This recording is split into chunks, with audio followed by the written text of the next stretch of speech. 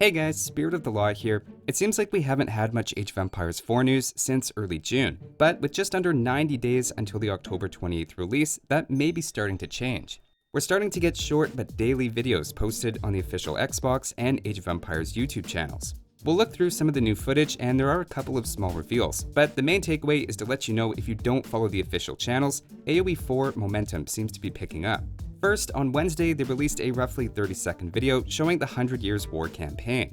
In it, we get a new shot of Joan of Arc and an army of knights and swordsmen. Notice the knights in this picture, for the most part, have silver-colored helmets, and the horses don't have any armor. So I suspect these are an early to mid-game unit. Contrast that with the next shot, where you can see what are probably the same units now wearing gold helmets with a plume, and their horses are now quite armored. I'm a little surprised that with all of the attention to history, they gave Joan a lance and a sword instead of a banner, as at her trial she made a point of saying that she preferred carrying a banner to a sword in battle. Then again, there'd probably be some pushback if they made her too passive of a unit, so it is an understandable choice.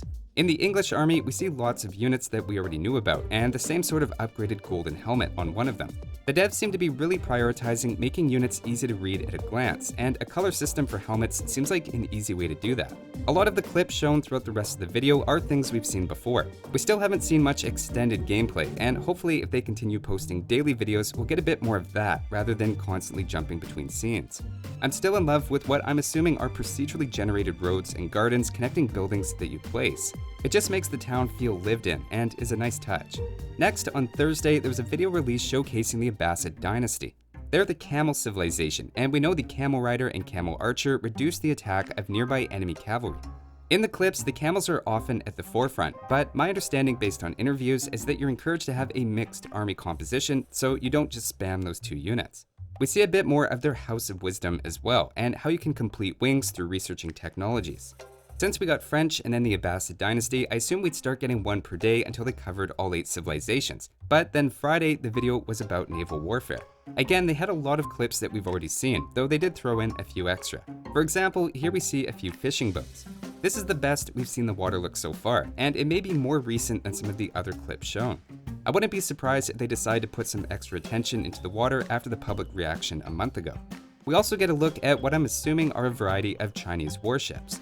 You have a galley with oars and a couple of larger ships as well, possibly from different ages. This one is similar in size to the fishing boats, but you can see it has fire on it, so it may be a demolition ship.